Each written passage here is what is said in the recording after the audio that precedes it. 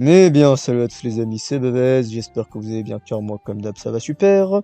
Alors aujourd'hui, on va tout simplement se retrouver pour notre petite review de l'épisode 2 de Dragon Ball Daima.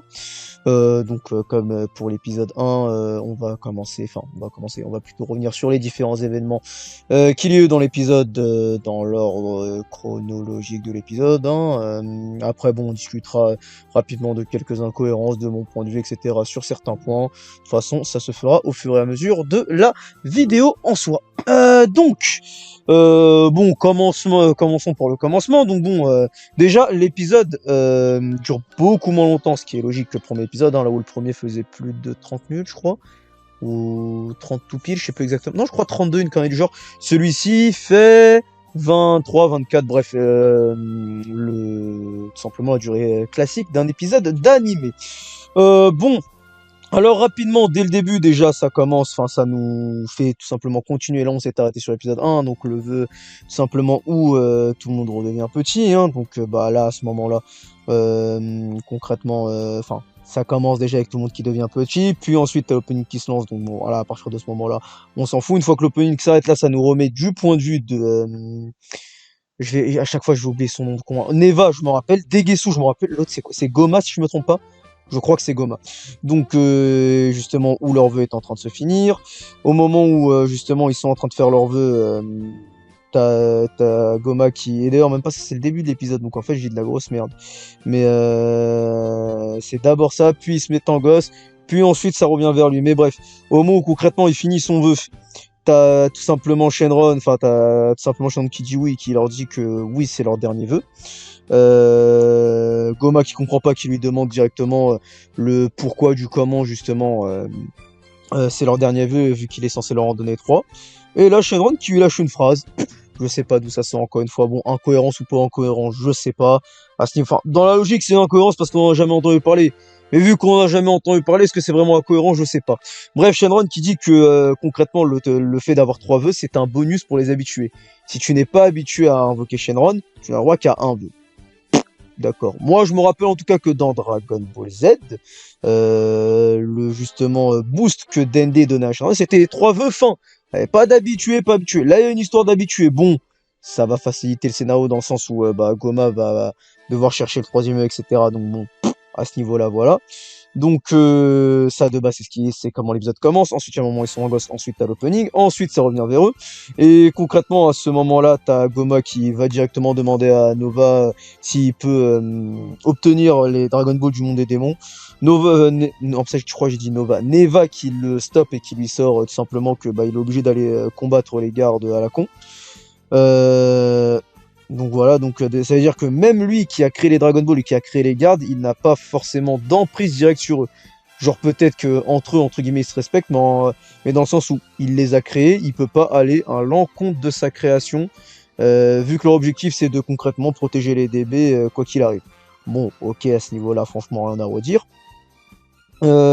Suite à ça, concrètement, t'as Goma qui regarde ND, qui se dit que bon, il va sûrement être utile. Ça va être utile de le récupérer. Au pire, ils pourront l'utiliser comme otage, c'est lui-même qui le dit de toute façon à ce niveau-là. Donc ensuite, ils le récupèrent simplement. Ils se barrent dans leur vaisseau, donc à ce niveau-là, après classique. Ensuite, on revient du côté des gosses. Hein. D'ailleurs, truc que j'ai pas dit, dans le premier épisode, vu que la trad était erronée, ça parlait de œil terrien, je crois que c'était œil terrien, une connerie du genre. Alors que bah en fait le vrai nom ce serait plutôt troisième œil maléfique si je me trompe pas. Moi je crois que c'était troisième œil terrien, donc le vrai nom c'est troisième œil maléfique. En tout cas là dans la trad que j'ai eue et de ce que j'ai vu en plus ça ce qui tombait sur les réseaux. C'était le cas. Est-ce que c'est ça, est-ce que c'est pas exactement ça? De ce que j'ai compris, ce qui passe c'est la vraie trad, donc bon. Voilà. Donc, comme j'étais en train de vous le dire, ensuite on repart du côté des gosses et des gosses, on a compris quoi, de Goku, Vegeta, etc. Et donc on les voit qui sont tous transformés. Donc voilà, on voit Goku, Vegeta, on voit Satan, tout le monde bégaye parce qu'ils n'arrivent pas à le reconnaître. On voit justement Muten Roshi ou Tortue Géniale, vous l'appelez comme vous voulez, qui justement lui est pareil devenu jeune, puis il est redescendu à 6 ans et tout. Mais on dirait en fait Krillin trait pour trait, c'est marrant, mis à part avec les points sur son crâne. Seul truc moi qui me turlupine un peu, c'est le changement, enfin, justement, on voit Goten et Trunks, donc on voit qu'ils se comprennent quand ils sont gosses, les deux, mais c'est leur changement de tenue. En fait, le vœu, c'était les changer en gosse et en bébé. Pourquoi ils changent de tenue? Bon, je sais, je suis là, je pinaille pour des conneries, mais je comprends pas la logique. C'est comme si Goku, au début de GT, changeait de tenue parce qu'il était en gosse. Non, sa tenue rétrécit avec lui, certes, mais il change pas de tenue.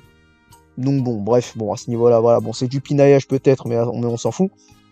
D'ailleurs, fait intéressant, Goku, qui ensuite se dit que, allez, il va partir voler pour aller au palais, etc., a du mal à voler. Bon, moi au départ, je croyais que c'était justement par une manque de maîtrise du ki, mais de ce qui va être dit après, c'est pas à cause de ça, c'est plutôt à cause de leur taille qui a changé. Concrètement, ils ont beaucoup plus de mal à se repérer. Enfin, déjà, Goku, à un moment, bon, ça sera plus tard, mais il dirait qu'il a du mal à évaluer les distances. Ça, ok, je comprends le pourquoi du comment. Mais après, concrètement, on comprend aussi que, bah, on a aussi l'exemple avec Piccolo, que tout simplement Piccolo et Goku ont du mal à voler, parce que, pareil, en fait, vu qu'ils ont changé de taille, ils ont du mal avec les repères et tout de leur corps pour réussir à bien voler et tout. Bon, après, à partir de là, on va parler dans du contrôle du ki, etc. Donc, j'ai pas envie de me mettre dans ça. Mais dans l'idée, ok, on a compris. Hein, le temps que concrètement il arrive à bien remaîtriser tout ça, ça va prendre un petit moment, mais bref. Donc, d'ailleurs, truc que j'ai pas eu, dont je viens de me rappeler, parce que c'est vrai que ça aurait pu être quelque chose d'illogique ou non. Neva, tout simplement, enfin, à un moment, t'as Goma qui demande à Neva le pourquoi, enfin, est-ce qu'il peut refaire le rituel justement pour qu'il puisse réinvoquer Shenron et redemander un vœu. Neva qui lui met pareil, un stop tout de suite, il lui dit que tu ne peux pas faire le rituel deux fois comme ça, genre d'affilée. Concrètement, on suppose qu'il peut douiller une fois pour réutiliser les DB une fois durant le moment où elles sont censées être en stand-by. Hein, donc en pause, en pierre, tout ça comme vous voulez. Et que concrètement, bah, une fois ça fait, bah non, en fait là tu dois attendre qu'elle se régénère par elle-même pour ensuite les réutiliser, etc. Ok, bon, c'est pas con, c'est fait pour que justement on puisse pas te dire ah oui mais il a le pouvoir de le refaire et tout. Non, ok, ils ont stoppé ça. Franchement, c'est bien joué à ce niveau-là. Donc ensuite, après tout ça, là on va pouvoir réellement continuer dans la suite. Donc bon, à partir de là, Goku qui arrive pas à voler, Shin qui dit tout simplement que Kibito peut les emmener vu que lui, c'est tout simplement une de ses techniques de pouvoir se téléporter comme ça naturellement. Donc tout simplement, ils vont réussir à se téléporter, ils vont arriver tout en haut. À partir de là, il y a une petite discussion qui va se lancer justement avec Popo qu'on va rajeunir, etc. Qui tout simplement va dire que les personnes viennent du royaume des démons.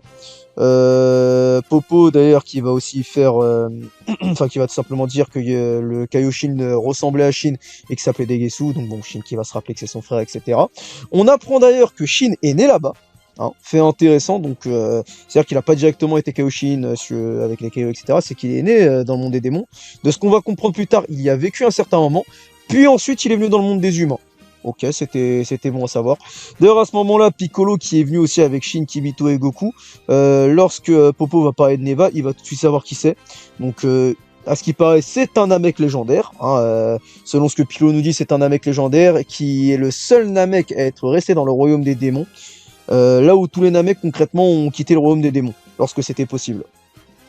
Donc voilà, après, à ce niveau-là. D'ailleurs, après tout ça, justement...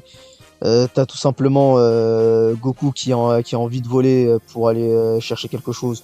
On verra après ce que c'est, mais bon, on en reparlera un petit peu plus tard. Entre-temps, tu as Shin qui va tout simplement dire à Kibito d'aller chercher son vaisseau.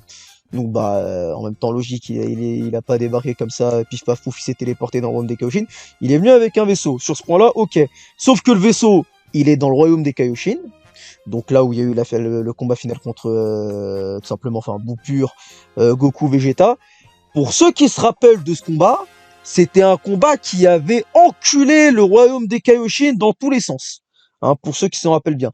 Alors, le pourquoi du comment le vaisseau est dans l'état qu'il est, parce que bon, concrètement le vaisseau quand il le ramène, je vais vous mettre une photo de toute façon, c'est exactement juste comme le vaisseau, comme plutôt si ouais le vaisseau, la j'ai plus le terme, la machine à voyager dans le temps de Trunks. Il y a juste de la mousse par-dessus, voilà, bon, tu vois quand même sa vie et tout. Mais t'es en mode, ah, ok. Sauf qu'on nous dit que oui, il est dans un piteux état aussi, parce qu'il y a eu le combat Goku, Buu, Vegeta, pour moi, tu me sors qu'il y a eu ce combat-là, il n'y a plus de vaisseau. Hein. Le vaisseau est mort, il est détruit, il ne reste plus rien. Hein. Quand tu vois que un Kikoa de Buu, ça flinguait une sorte de crevasse montagne de loin, que à côté, Goku qui était en train de foutre la merde, qui était concrètement en train d'enchaîner Buu et tout, de faire des putains de Kikoa dans le sol pour tu me dis quand même que le vaisseau a survécu. Genre, c'est même pas comme s'il y avait des gros impacts dessus, quoi. C'est juste, il est vieux, vite fait. Voilà, c'est bon. T'es en mode, bon, d'accord. En vrai, c'est peut-être l'une des plus grosses incohérences qu'il y a dans l'épisode, mais bon, à ce niveau-là, franchement, presque envie de dire qu'on s'en fout. Donc ensuite on va avancer un peu plus loin dans l'épisode, tout simplement. Bah ça ramène. Bon j'ai peut-être sauté le moment où d'ailleurs il ramenait Bulma, mais bon ouais, voilà c'est Bulma concrètement qui ensuite va parler du vaisseau, enfin va dire comment c'est que le vaisseau est comme ça, ils vont parler rapidement de l'arc-bout. Donc ensuite bon bah bien évidemment c'est Bulma qui vont appeler pour réparer le vaisseau. Donc ensuite elle est en train de regarder tout ce qu'il y a et tout. Elle dit que ça va lui prendre potentiellement une dizaine de jours. Et concrètement, à partir de là, elle commence à réparer le vaisseau. Eux, ils parlent justement du fait du royaume des démons et tout. Shin, d'ailleurs, qui nous apporte une précision sur le fait que tous ceux du royaume des démons ont les oreilles pointues, mais toutes les personnes qui ont des oreilles pointues ne viennent pas forcément du royaume des démons. Ce qui vient contredire un peu ce qu'a dit Goma à l'épisode 1. Après, on va dire que Goma, lui, n'a vécu que dans le royaume des démons. Shin, non. Donc en vrai, dans ce sens-là, c'est logique. Mais donc Shin nous apporte la confirmation qu'il peut y avoir des personnes à oreilles pointues qui ne viennent pas forcément du royaume des démons. Ce qui est un peu logique quand tu te dis qu'il y a quand même pas mal de personnes avec des oreilles pointues quand même dans Dragon Ball. Donc bon, dans un sens, voilà. Mais bon, ok. Donc ensuite, tout simplement, t'as Goku qui va vouloir aller chercher Yoibo, justement. Et donc il va aller voir Karine qui va lui dire d'aller chez Kame Sennin. Donc il va chez Kame Sennin. Hein, donc là, voilà, petit moment ensuite où tu vois Kame Sennin en train de tester des vêtements et tout, parce que maintenant qu'il est jeune, il se dit qu'il a envie de faire plein de trucs. Entre guillemets, il a paumé le bâton, sauf que bon, le bâton, concrètement, il l'utilise pour sécher son linge. Et là, voilà, bon, petit gag à la con marrant, hein, voilà, histoire de. Ensuite, ça repart. Goku, concrètement, qui fait une petite démonstration aux autres de Nyoibo. Bulma, qui d'ailleurs après capte, enfin, qui se rappelle de Nyoibo, ça c'est logique. Aucun des autres ne le connaît, vu qu'il ne leur a jamais montré. Enfin, il l'a jamais utilisé quand eux étaient là. D'ailleurs, concernant Goku, hein, rapidement, je sais pas pour vous, mais moi, quand je vois ce Goku-là qui est censé avoir 6 ans, je vois pas la différence avec le Goku Dragon Ball, si je ne me trompe pas. Alors, le Goku Dragon Ball, soit il a 11 ans, soit je peux faire une vérif rapidement en vrai, mais le Goku Dragon Ball, il aurait pas 14 ans. Je crois, hein, si je ne me trompe pas, ou peut-être que je me trompe, peut-être 12. Attendez, je vais quand même aller vérifier ça. Non, il a 12 ans, il a 12 ans. Donc en vrai, je regarde Goku à 12 ans, début Dragon Ball, je vois le Goku de Daima, je vois pas une immense différence. Hein. Après, oui, les Saiyans, normalement, concrètement, ils sont censés être à peu près pareils d'un âge à un autre. Et après, d'un coup, ils ont une poussée, ça a été dit plusieurs fois. Et en plus, ça nous a été prouvé. Hein. Goku, concrètement, pendant tout le moment où il était petit, il y avait un E. Ensuite, il a eu sa poussée d'un coup. Et il y a eu le TB face à Piccolo, etc. Mais quand même, bon, c'est pas forcément incohérent, hein, vu que de toute façon ça a été expliqué en amont, en amont, avant depuis longtemps. Mais c'est quand même cocasse de remarquer ça. Bref, ensuite, une fois que Goku a fait la démonstration, etc., concrètement, il continue à graille. Et là, entre-temps, t'as le fameux personnage qu'on voyait dans l'épisode d'avant, mais aussi dans la, entre guillemets, scène post-générique, le teasing plutôt même de l'épisode d'après, dans l'épisode précédent, le fameux Gloria qui va concrètement débarquer, dire qu'il vient qu'il vient de la part du troisième roi démon. Donc tu comprendrais qu'il y aurait plusieurs rois démons. Ouais, bon, pour moi, à chaque fois quand ça parlait de Dabra, ça disait le roi des démons. Là, lui, il dit troisième. Bon, après, on sait qu'il en mytho un peu parce qu'il dit que, oui, concrètement, il a été envoyé sous mission secrète ou quoi. Donc, alors qu'on sait qu'il était en train de surveiller. Pareil, à un moment, Shin qui lui demande comment tu sais pour Goku et tout. Il dit, oui, concrètement, c'est j'ai plus le terme. C'est concrètement, il l'a vu sur l'écran de son propre roi à lui, quoi. Alors qu'en fait, pas du tout. On sait qu'il l'a vu par rapport à Goma et tout. Après, quel lien il a avec Goma ou quoi, en sachant qu'il veut buter Goma, hein, il veut le buter. Il dit à Goku, ouais, viens, concrètement, je veux que t'ailles lui casser la gueule, dans les grandes lignes. Hein, t'es en mode, ah, ok, bon, pourquoi est-ce qu'il veut niquer Goma T'es en mode, bon, on sait pas, enfin, on sait pas. Peut-être qu'il a envie de devenir le nouveau roi. Peut-être qu'il a une revanche à prendre directement sur lui. D'ailleurs, Shin qui sait qui est Goma, hein, il sait, enfin, il le caractérise comme un Majin puissant, rusé. Donc, t'es là, t'es en mode, ah bon, d'accord, bah peut-être que c'est le cas, mais bon, ok. Donc à ce niveau-là, après, qu'est-ce que justement, enfin, rusé dans le sens où peut-être il a pris Dende, peut-être qu'il a pensé au plan pour les Dragon Ball et tout. Bon, après la puissance, ce sera à voir, hein. À tout moment, on va voir que le personnage va faire réellement des vraies dingueries, etc. Mais à ce niveau-là, on n'en sait pas plus, hein. Bref, je crois avoir tout dit, hein, parce que ouais, je vous ai parlé du roi du troisième monde des démons. Bon, après, bien évidemment, au moment de se barrer pour le royaume des démons, t'as Shin qui va concrètement dire à Glorio, oui, je veux venir avec vous, en plus ça, je connais le royaume des démons, etc. Et vu que ça concerne son frère, il a une raison en plus d'y aller. Et après, l'épisode, concrètement, va pratiquement nous laisser sur ça. Bon, juste avant, t'as quand même Vegeta qui débarque en leur sortant, ouais, non, moi aussi, j'ai envie de venir. Glorio qui lui met un stop en lui disant que non, le vaisseau ne peut contenir que 3 personnes. Ce qui est un peu du mytho, vu que bon, on sait que Goma a exactement le même vaisseau, ils ont pu être 4. Parmi les 4 personnes, il y avait 3 personnes qui étaient grandes. Hein. Non, je dis de la merde. Non, non, bah non, je dis de la merde, ils étaient 3. Ils étaient 3, mais il y avait 2 personnes grandes. Ouais, bon, est-ce que c'est si logique que ça alors? En sachant qu'au retour, ils étaient 4. C'est plutôt au retour où ils étaient 4. Bah oui, t'avais Dende, t'avais lui. Bah après, Dende, c'est un gosse, enfin, j'avoue, pourquoi il est en gosse, lui? Dende, il est pas censé redescendre à 6 ans? Ouais, ou peut-être qu'il est pas compté comme étant assez âgé, même si ça me paraît bizarre. En sachant que les Namek, quand même, je crois que pareil, hein, leur âge et leur taille ont pratiquement rien à voir. Hein. Si on va rapidement, je vais rapidement quand même aller voir l'âge de Dende. Il était si jeune que ça? Ah bon? Eh ben, je viens d'apprendre que Dende en fait a 4 ans. Non, c'est pas ça. C'est bien ce que je me disais. Je me disais que je disais que... Non, non, Dende a 38 ans. Hein. À la fin de quand ils battent Majin Buu. Enfin, 4 ans après la défaite du Majin Buu originel. Donc concrètement, avant les 4 ans, concrètement, le perso là, il a 34 ans. À 34 ans, tu me sors qu'il redevient un gosse. Ouais, bizarre, bizarre. Bah après, à ce niveau-là, voilà. Hein, pourquoi donc c'est redevenu... Enfin, parce qu'il y a en fait redevenir un gosse comme Goku Vegeta, il y a redevenir bébé comme Goten et Trunks. Je ne vois pas la logique. Hein. Surtout que bon, le perso c'est pas le plus jeune des vieux. Donc ouais, le fait de le faire redescendre en bébé, si pour le scénario tu comprends, hein, le fait qu'il soit en bébé, c'est pour que justement il puisse l'embarquer facilement, etc. Mais là, dans la logique du jeu qu'ils ont fait à Shenron, bah c'est pas logique. Mais bon, bref. Donc après ça, concrètement, voilà. Concrètement, t'as tout simplement Goku qui dit à Vegeta que il aura qu'à prendre, enfin, il aura qu'à partir avec le vaisseau de Shin plus tard.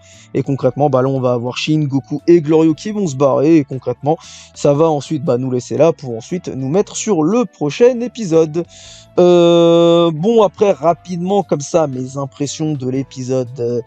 En vrai, bon, pareil, hein, franchement, j'ai rien à dire de spécial. Hein. Il y a voilà, ça nous apporte quelques trucs en plus par rapport à l'épisode 1. Donc, par exemple, qui est Neva, hein, parce que tu disais, ah ouais, Namek, putain, il est puissant pour un Namek. Voilà, t'apprends que c'est quand même le Namek parmi les Namek, c'est une légende parmi les Namek. T'es en mode, ah oui, d'accord, ok.